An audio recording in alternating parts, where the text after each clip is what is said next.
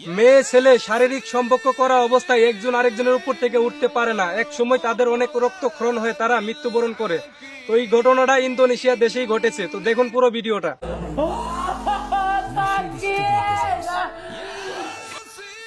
মুসলিম হিসাবে আপনাদের কাছে অনুরোধ করতেছি ভাই, এই ভিডিওটি না দেখে যাবেন না, ভিডিওটি দেখেন। মুসলিম হিসাবে আপনাদের ভিডিওটি অবশ্যই দেখার প্রয়োজন। বিশেষ করে এই ভিডিওটি ভাই সবটি মানুষের জন্য প্রয়োজন আছে দেখার। তো অবশ্যই ভিডিওটি টানবেন না, কাটবেন না, পুরোটা ভিডিও দেখবেন মনোযোগ সহকারে ভাই। ভিডিওটা দেখে আমি পুরাই মানে অবাক হয়ে গেছি ভাই। এরকম ঘটনার পৃথিবীতে ঘটতে পারে এটা আমি আগে দেখি নাই, কিংবা বিশ্বাসও করি নাই। তো ঘটনাটা দেখে আসলে বিশ্বাস না করে কোনো উপায় নাই। তো ঘটনাটা দেখেন কি ঘটছে।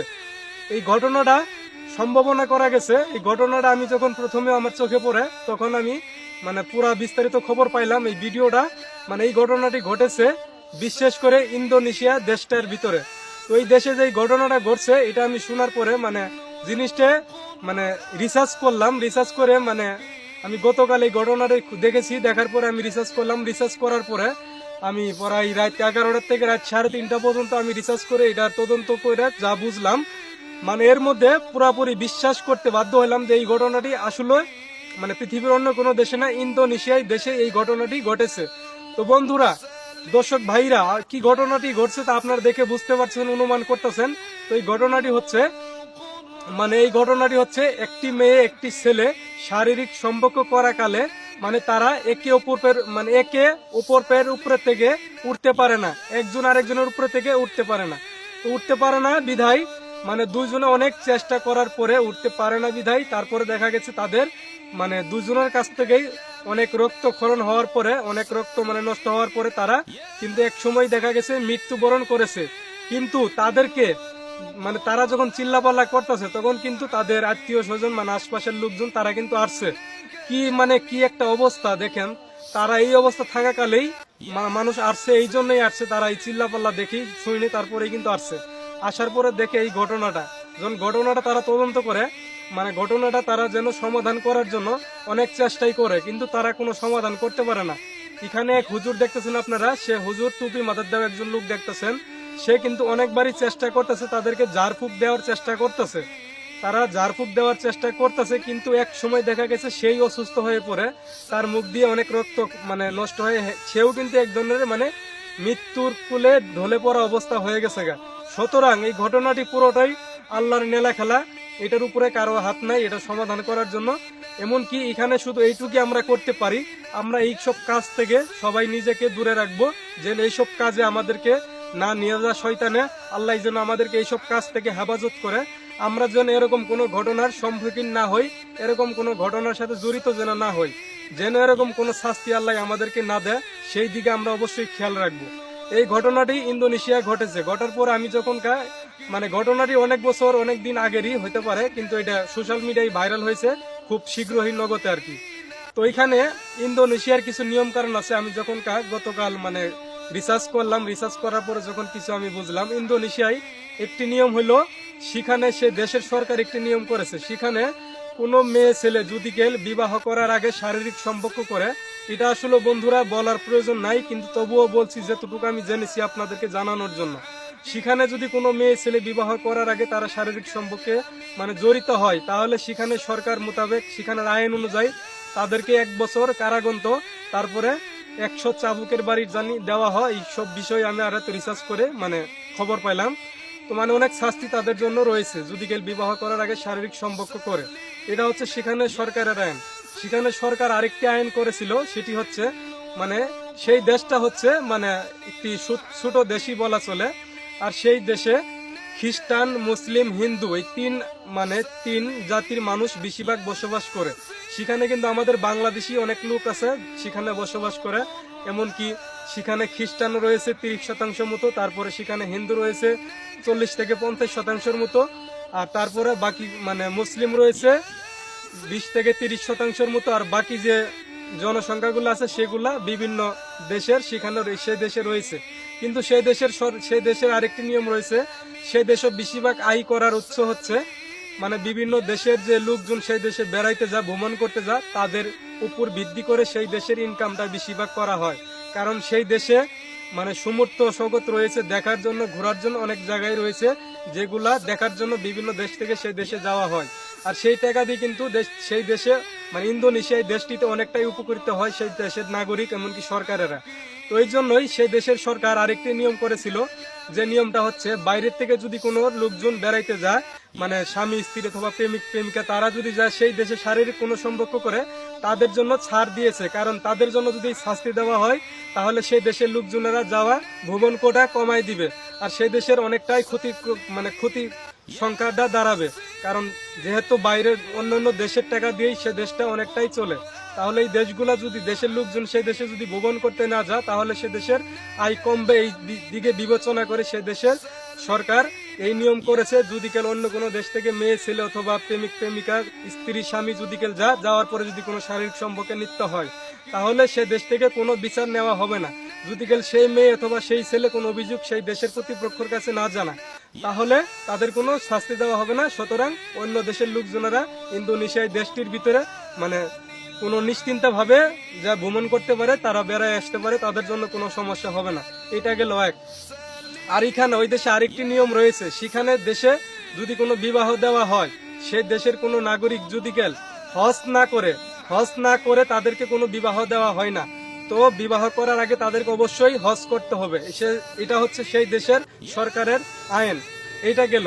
সেই দেশের আরেকটি নিয়ম আছে, সেই নিয়মটি আমি শুনলাম মানে গতকাল রাতেই। সে দেশের কোনো মেয়ে যদি কেল সাবালক হয়, বিয়ের উপযুক্ত হয়, তাকে বিবাহ দেওয়ার আগে তাকে আলাদাভাবে তার বাপে একটি ঘর উঠাই দেওয়া হয়। সেই ঘরে সে যতদিন ইচ্ছা থাকবে তবে ততদিনই থাকতে পারবে। সেই ঘরে থাকাকালে সে তার জীবন সঙ্গিনী সে বাছাই করে নিবে। বাছাই করে নেওয়ার পরে সে যদি বলে যে না এই জীবন সঙ্গী আমার জন্য বেটার, তাহলে তার সাথে তাকে বিবাহ দেওয়া হবে। আর তারপর আরেকটি ঘর তুলে দেওয়া হবে, সেই ঘরে মানে সেই ছেলে আর মেয়ে বসবাস করবে। এমনকি সেই ছেলে মেয়েটিকে তার বাড়িতে নিয়ে যায় মানে সংসার করতে পারে। আর যদি কেউ কোনো ছেলেকে পছন্দ না হয় সেই ঘরেই থাকবে সেই মেয়েটি যে পর্যন্ত বিয়ে না হয়েছে। আর এই পর্যন্ত কোনো ছেলে যাইবে ওই মেয়ে সেই ছেলের সাথে রাত কাটাবে, সেদিকে মানে ওই দেশের সরকার বলেন মানে মেয়ের মা বাবা বলেন সেটা অনুমতি রয়েছে। মানে মেয়ে অন্য ছেলের সাথে শারীরিক সম্পর্ক ততবারই করতে পারবে যতবার সে কোনো ছেলেকে বিয়ে না করছে। তো এটা হচ্ছে বিয়ে করার আগ পর্যন্ত ওই মেয়ের একটি মানে এইসব হচ্ছে সেই দেশের নিয়ম। তো এই দেশের নিয়ম থাকাকালে মানে এই নিয়মগুলা যে দেশের যে ভাও, ওই কেউ দাড়ি রাখা মুসকাইটা দাড়ি রাখে, আবার কেউ মুসকাইটা মানে দাড়ি কাটা মুসরা, এটা হচ্ছে আমাদের মানুষের যেরকম একটা ভাও এরকম অনেক মানে অন্যান্য দেশের অন্যান্য নিয়ম রয়েছে। সেগুলা যে দেশে যে নিয়ম সেই দেশের জন্য সেই নাগরিকের জন্য এই নিয়মটা কঠিন কিছু না। তো আমাদের কাছে যা কিছু মনে হোক না কেন সেটা বড় কিছু না। এটা হচ্ছে যেমন আমাদের বাংলাদেশের যে নিয়মগুলো রয়েছে সেগুলো আমরা মেনে নিয়ে চলতেছি, কিন্তু কোনো সমস্যা হচ্ছে না। এখন দেখছেন আপনারা যে মেয়ে আর যে ছেলেটা এই শারীরিক সম্পর্কে লিপ্ত হয়েছে, তারা বিবাহিত না কি, তারা মানে কই থেকে কি করছে, মানে কোথায় থাকে, কি করে, মেয়েকে ছেলেকে, আমরা কিন্তু এই বিষয়ে কিছু জানি না। এটা এখন পর্যন্ত জানা হয় নাই। আসলে যেহেতু ভিডিওটা খুব প্রকাশ হয়েছে খুব মানে বর্তমানে, আসলে এই ঘটনাটি অবশ্যই তুলে ধরা হবে, ঘটনাটি অবশ্যই জানা যাবে। আর জানার পরে অবশ্যই আপনাদেরকে ভিডিওর মাধ্যমে জানানো হবে। আপনারা অবশ্যই আমাদের আইডিটি ফলো করে রাখবেন। আর আপনাদের কাছে অনুরোধ থাকবে এই ভিডিওটা শেয়ার করবেন। শেয়ার করার কারণ হচ্ছে এটাই, কারণ এই শারীরিক সম্পর্কটা যে আপনারা দেখেছেন এটা কিন্তু খুব সাধারণভাবে এই ঘটনাটি ঘটে নাই। এটা তাদের প্রতি মানে তাদের দুইজনের উপরেই আল্লাহ অনেকটাই অসন্তুষ্ট হয়েই কিন্তু এই শাস্তিটা তাদেরকে দিয়েছে। তো এই শাস্তিটা তাদের যে দিল, আল্লাহ যে দিল, তারা কিন্তু অনেকটাই আল্লাহকে মানে মানে কষ্ট দিয়েছে, তারা অনেক পাপ করেছে আর কি। সেই জন্য আল্লাহ কিন্তু মানে সহ্য করতে না পারে তাদেরকে এই শাস্তিটা দিয়েছে। কারণ আল্লাহ এই শাস্তিটা দিয়েছে এই জন্যই তাদেরকে শিক্ষা দেওয়ার জন্য, আর তাদের পাপের সাজা। লোভে পাপ পাপে মৃত্যু, এই কথাটা আমরা সবাই জানি। তারা এমন লোভ করেছিল, এমন পাপই করেছে, যার কারণে তাদেরকে শাস্তি দিয়ে শেষ পর্যন্ত মৃত্যুবরণ করা লাগছে। তো আমরা এইসব কাজ থেকে মানে বিরত থাকবো। আর আপনাদের সবার কাছে আমার অনুরোধ, মুসলিম ভাই হিসাবে আমার কথাটি অবশ্যই মাথায় রাখবেন। আপনারা কালিমা বলা ছাড়া, বিবাহ করা ছাড়া অন্য কোনো মেয়ের দিকে মানে তাকাবেন না, এটা আমি অনুরোধ করতেছি। এটা আপনাদের ইচ্ছা, তবে আমি যতটুকু বুঝি আর কি। আর কোনো মেয়ের সাথে শারীরিক সম্পর্কে আপনারা জড়াবেন না যদি বিবাহ করা ছাড়া হয়। আর বিবাহ করলে সেটা আল্লাহর দান, সেটা আল্লাহর নির্দেশ অনুযায়ী, সেটা সেক্ষেত্রে কোনো সমস্যা নাই। আপনারা মানে বাইরের কোনো নারী অথবা বাইরের যে বনেদেরও বলছি যে বোন, আপনারা বাইরের কোনো ছেলের সাথে বিবাহ করা ছাড়া এইসব শারীরিক সম্পর্কে জড়ায়েন না। কারণ বলা যায় না আপনার উপর আল্লাহ এই মানে মানে এই দৃশ্যটা যদি আপনাদের উপর প্রয়োগ করে সেটি কিন্তু কিছুই করার নাই। আর তখন কি অবস্থা হবে বলে একবার ভেবে দেখেন। আসলে আমরা দেখা গেছে আমরা কত পাপ করেছি সেটা কিন্তু আমরা নিজেরাই জানি, অন্য কেউ কিন্তু জানে না, আর উপর আল্লাহ জানে, তাই না? তো তাহলে ধরেন আপনাদের কারো ক্ষেত্রে অথবা আমার কোনো ক্ষেত্রে যদি গেলে আমি বাইরে বিবাহ করা ছাড়া, ঘরের ওয়াইফ ছাড়া বাইরে কোনো মেয়ের সাথে অথবা কোনো ছেলে অথবা কোনো মেয়ে যদি শারীরিক সম্পর্কই মানে লিপ্ত হয়, তখন যদি গেল এরকম একটা দৃশ্য হয় তখন কি অবস্থা হবে একবার চিন্তা করে দেখেছেন? একদিকে মান সম্মান, আরেকদিকে মানে এই কষ্ট শাস্তি পাওয়া অবস্থায় দুনিয়ার বুক থেকে মৃত্যুবরণ করে মারা যেতে হবে। তারপরে পুরাটা পৃথিবী এই নামটা সরে যাবে। তারপরে মানুষ বলবে যে না জানি তারা কত গুনাহ করেছে, কত পাপ করেছে। এইটা কিন্তু একটা বাস্তব কথা, কারণ তাদেরকে দেখে কিন্তু আমরা এরকমটাই অনুমান করতেছি। আল্লাহ কিন্তু অত সহজেই মানুষকে শাস্তি দেয় না, আল্লাহ ছাড় দেয় মাগার ছাইরা দেয় না। পাপ করতে করতে একসময় যখন পাপের পাল্লাটা বোঝাটা ভারী হয়ে যায় তখন কিন্তু তার শাস্তিটা দুনিয়াতে আল্লাহ দেওয়া শুরু করে। তারপর উপরিত্য আছে সেটা বোনাস, সেটার কোনো হিসাব নাই, সেটা একবার যুগ যুগ শাস্তি পাওয়া লাগবে। তো সুতরাং আপনাদের কাছে অনুরোধ থাকবে এই ভিডিওটা আপনাদের কাছে শেয়ার করার উদ্দেশ্য হচ্ছে শুধু এইটাই। আপনাদের কাছে অনুরোধ, আপনারা কালিমা পড়া ছাড়া, বিবাহ করা ছাড়া কোনো মেয়ের দিকে, কোনো মেয়ে ছেলে শারীরিক সম্পর্ক জড়াবেন না। যদি কেল আপনাদের উপর এই ঘটনাটা ঘটে তখন দেখেন কি অবস্থা হবে, কি উপায় কি হচ্ছে। দেখেন তারা কত কষ্ট করতেছে, কিন্তু তাদের মানে কষ্ট করতেছে করলে কি হবে? আল্লাহর শাস্তি কি দুনিয়ার কোনো মানুষের ক্ষমতা আছে? দেখেন না সেই কাকাটা কত চেষ্টা করতেছে, ঝাড়ফুঁক দিয়ে কাকাই অসুস্থ, কারণ আল্লাহর উপরে হাত ঘুরানির মতো কোনো ক্ষমতা পৃথিবীতে কারো নাই। আল্লাহ তাদেরকে শাস্তি দিয়েছে, সুতরাং এই শাস্তি তাদেরকে পাইতে বাধ্য। আর তারা শাস্তি পাইতে পারে দেখছেন কত রক্তক্ষরণ হওয়ার পর তারা একসময় মৃত্যুবরণ করেছে, এটাই মানে জানা গেছে পরে। তো আপনাদের কাছে অনুরোধ থাকবে এই ভিডিওটা বেশি বেশি করে শেয়ার করে দিবেন, যেন আমরা আমাদের মতো ভাই ও বোনেরা তারা যেন এইসব কাজ থেকে বিরত থাকে, আর যেন এইগুলো ঘটনা আমাদের বাংলাদেশে অথবা অন্য কোনো দেশে যাতে কারো সাথে না ঘটে, এটাই আপনাদের কাছে অনুরোধ। ঘটনাটা দেখে আমার অনেকটাই মানে দুঃখ লেগেছে। তো দুঃখটা লাগার কারণেই কিন্তু অনেকটাই মানে কষ্ট পাইছি যে মানে এই ঘটনাটা যে কি জন্য ঘটছে, কারণ আল্লাহ তাদের উপরে অসন্তুষ্ট হয়েই কিন্তু ওই শাস্তিটা তাদেরকে দিয়েছে। আল্লাহ যেন আর কারোর প্রতি অসন্তুষ্ট না হয়, আর যেন এরকম ঘটনা না ঘটে, আর যেন কোনো ভাই বোন এরকম মানে কাজে না যায়, আর যেন এরকম শাস্তি না পায়। এই জন্য আপনাদের কাছে অনুরোধ থাকবে ভিডিওটা এত পরিমাণ শেয়ার করবেন যেন সবাই দেখতে পায়, যেন সবাই এই কাজ থেকে সতর্ক হয়। ভাই আমি বাবু, আপনারা জানেন আমার নাম বাবু, আমি বিভিন্ন ধরনের ভিডিও আপলোড করি ইউটিউবে, ফেসবুকে। তো আমার আজকের এই ভিডিওটা আপলোড করার উদ্দেশ্য হচ্ছে এইটাই, ভাই ও বোনেরা আপনারা সতর্ক থাকেন এই কাজটার থেকে, যেন আপনাদের ক্ষেত্রে আল্লাহ অসন্তুষ্ট না হয়, এই শাস্তিটা না দেয়। আপনাদের কাছে অনুরোধ আবারও করছি ভিডিওটা যথেষ্ট পরিমাণ শেয়ার করবেন যেন সবাই দেখতে পায়। পৃথিবীর প্রত্যেকটা মানুষের জন্য এই ভিডিওটা প্রয়োজন আছে। এখান থেকে একটা শিক্ষা অর্জন করার একটা সুযোগ।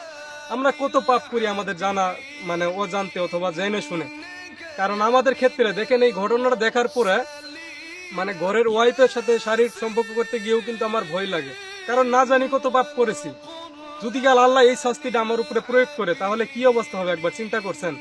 তো এই জন্য তারপরও আল্লাহর কাছে বলছি যে আল্লাহ এই তো আমার কোনো পাপ করছি না, এটা আমার বিবাহ করা আপনার কালিমা বইলা আমি তাকে বিবাহ করেছি, আমার ক্ষেত্রে যেন এরকম শাস্তি আল্লাহ না হয়। কারণ শাস্তিটা আমার কাছে খুবই মানে ভয় মানে কষ্টজনক আর কি, এরকম শাস্তি যেন আল্লাহ আর কারো না দেয়। আল্লাহ আমি আপনাদের কাছে আবার অনুরোধ করছি ভিডিওটা শেয়ার করেন, আল্লাহ যেন এই শাস্তিটার কারণ আজ কেউ যেন এরকম পাপ না করে। তো সবাই ভালো থাকবেন, আজকে ভিডিওটা দেখানোর উদ্দেশ্য এইটাই। আপনারা সতর্ক থাকেন, ভালো থাকেন, আল্লাহর কথা শুনেন। আল্লাহর আদেশগুলা যখন আমরা না মানি, আল্লাহর যেগুলা না করছে, যেগুলা আল্লাহ মানে আমাদের দায়িত্ব দিচ্ছে সেগুলা না করে, আর যেগুলা না করছে সেগুলাই যখন করি তখনই কিন্তু আল্লাহ অসন্তুষ্ট হয়েই কিন্তু আমাদেরকে শাস্তি দিতে বাধ্য হয়। সুতরাং আল্লাহ যেন আমাদেরকে অনেক আদর করে বানাইছে, আল্লাহ যেন আমাদেরকে অনেক আদর করে দুনিয়ার থেকে নিয়ে আমাদেরকে পরকালে ভালোভাবে রাখে। তো আমরা অবশ্যই এইসব কাজ থেকে বিরত থাকবো, আল্লাহকে মানে অসন্তুষ্ট করবো না, আল্লাহকে খুশি রেখে দুনিয়াতে ভালোভাবে বাইসে থাকবো। তো আমাদের যদি শারীরিক সম্পর্ক করার ইচ্ছাই হয়, আমরা যদি দ্রুত পারি বিবাহ করব, বিবাহ করার পরে আমরা করব, কোনো সমস্যা নাই, সেক্ষেত্রে আল্লাহ আপনাদেরকে কোনো শাস্তি দিবে না। তো সবাই ভালো থাকবেন, আমি বাবু এখান থেকে বিদায় নিচ্ছি। আসসালামু আলাইকুম, খুদা হাফেজ, ভালো থাকবেন।